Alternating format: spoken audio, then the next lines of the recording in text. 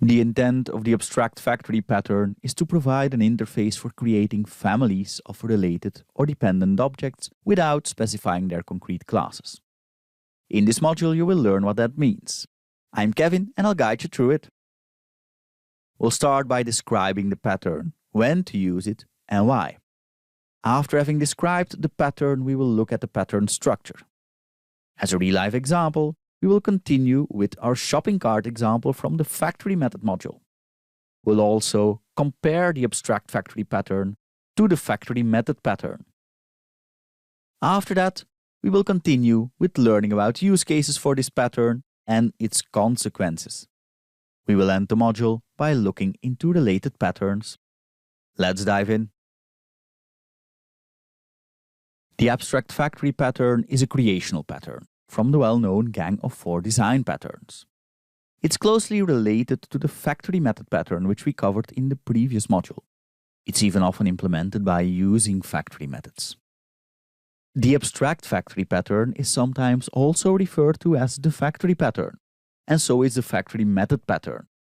We will look into how they compare further on in this module. For now, let's focus on the abstract factory pattern, and we will do so by working with a likewise context as we did when we learned about the factory method pattern, the context of a shopping cart application. The intent of the abstract factory pattern is to provide an interface for creating families of related or dependent objects without specifying their concrete classes. When we looked into the factory method pattern, we used a discount service example to clarify it. We can extend that example to get to a good use case for the abstract factory pattern. In the example for factory method, we stated that everyone from Belgium got a 20% discount, and everyone else got a 10% discount. This is something typically used in a shopping cart scenario. But if you want to make that scenario a bit closer to life, you need more than just a discount service that's dependent on the country. Shipping costs will also differ per country, and they belong together. We could implement this by simply newing all of this up. But then we'd run into likewise issues as we had before implementing the factory method pattern, tight coupling. Moreover, when doing it like this, we don't convey the intent that these objects belong together. In other words, this would be a good use case for a factory that creates a family of related objects, a shopping cart purchase factory. This is an interface which contains methods to create an iDiscount service. That method is named createDiscount service, and a method to create an iShippingCost service. That one is named createShippingCost service. This is the family of services required for one purchase. That also means that we need to define these interfaces. An iDiscount service which exposes a discount percentage, and an iShippingCost service which exposes the shipping costs.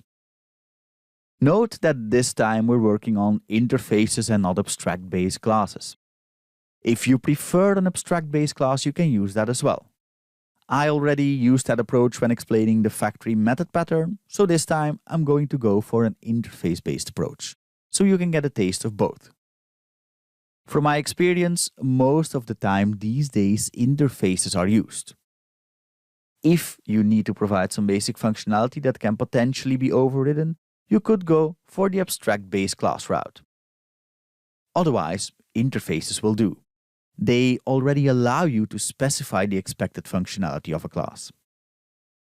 Anyway, concrete implementations could then be a Belgium shopping cart factory with related Belgium discount service and Belgium shipping cost services. The responsibility for creating these concrete service implementations lies with the Belgium shopping cart purchase factory via the createDiscount service and createShippingCost service methods respectively. Note that these still return the interfaces instead of the concrete implementations. Another implementation could then be a France shopping cart purchase factory with related France discount service and France shipping cost service classes. These follow a likewise logic as we explained for Belgium. On top of that, we then have a client. That's the shopping cart, which uses one of these shopping cart factories to create the two services it needs. The shopping cart works with an iShopping cart purchase factory, an interface, not an implementation. This allows it to work with any concrete implementation. A common way to provide the concrete factory implementation is via the constructor. As an example, we could add a method to this client, calculate costs, which calculates the actual purchase costs using the two concrete service implementations. Seeing the client works on the interface, using one of these factories or adding a new factory, like the France shopping cart purchase factory we covered, can be done without having to change the client, because the contracts remain the same and the client does not need to know about the concrete implementations. That's one of the main reasons for using this pattern. The client is decoupled from the concrete implementation. Let's map this to the pattern structure. The first layer in the pattern structure is the abstract product. This declares an interface for a type of product object. Mapped to our example, iDiscount service and iShipping cost service are abstract products. Then we've got the concrete product. This defines the product that has to be created by a corresponding factory, and it implements the abstract product interface.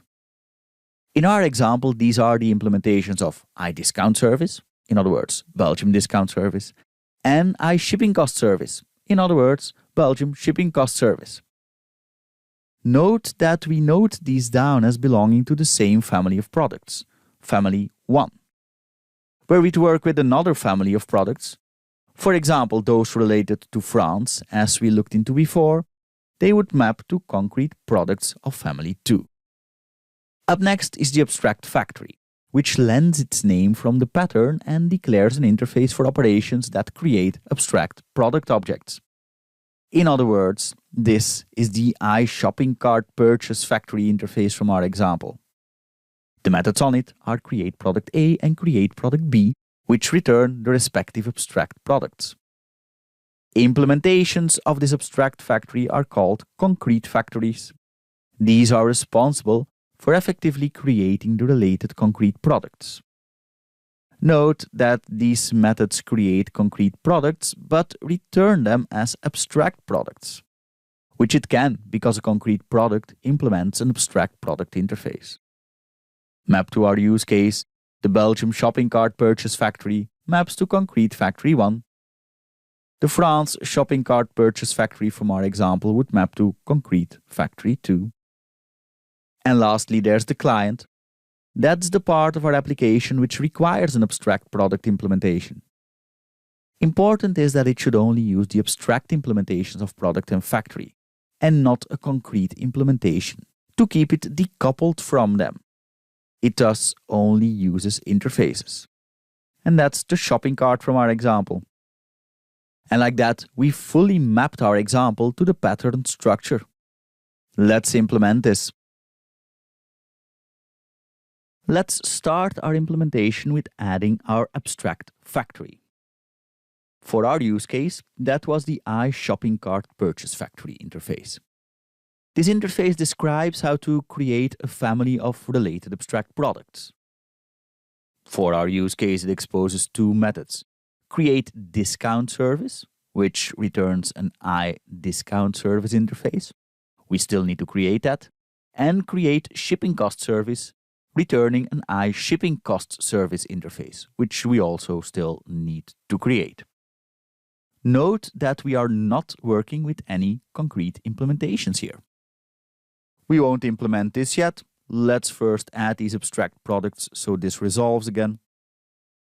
We start with the iDiscount service interface, which will have expose a discount percentage. Our iShipping cost service then exposes a shipping costs decimal. As you notice, these are different contracts. Then let's implement these. First, we need two implementations of iDiscount service. One concrete product, Belgium discount service, which sets the discount percentage at 20, and one concrete product, France discount service, which sets the discount percentage at 10. So as you can see, we are starting to create families here. The Belgium discount service will belong in one family, and the France discount service will belong to another. And we create likewise concrete products for our abstract product I shipping cost service. The Belgium shipping cost service implementation of I shipping cost service sets the shipping costs to 20, and the France shipping cost service sets it to 25. And then we can start implementing our factories. As we remember, we need one factory per family. So the first implementation of I shopping cart purchase factory becomes a Belgium shopping cart purchase factory. This is responsible for creating the concrete Belgium discount service and Belgium shipping cost service implementations. Yet what they return are still the interfaces we work on. And we create a likewise concrete factory implementation for our France family, the France shopping cart purchase factory. As you can see, this is responsible for creating a family of concrete implementations of I discount service and I shipping cost service, yet the methods themselves work on the underlying interfaces. And then we need a client. Let's call that our shopping cart. We add two fields for our services to get to our family of products. These are our two abstract products. When we construct this shopping cart, we want to convey that one certain family of products should be used and there's no mixing and matching. That's why we create the discount service and shipping cost service using the same factory. You can also let the client new up the factory to use, which is a common way of handling this. Important, however, is that this implementation should remain composition-based. In this context, that means that if you want to change the factory, it's a matter of changing the factory object by replacing it with another factory object. We'll also add a field to store the total costs of the order. And we're going to assume that the products we ordered have a total cost of €200. What will be added to this are the costs related to our discount and shipping cost services. And then we add one more method, calculate costs, which will make it easy for us to test this. In this method, we write out the order costs minus the discount, for which we use the discount percentage from our discount service, plus the shipping costs. And that's it for our pattern implementation. Let's write some code to test this. The first thing we need to do is new up a factory, because our shopping cart requires that. For that, we import the abstract factory namespace. And then our client application news up the shopping cart, passing through the factory that is responsible for creating the concrete implementations.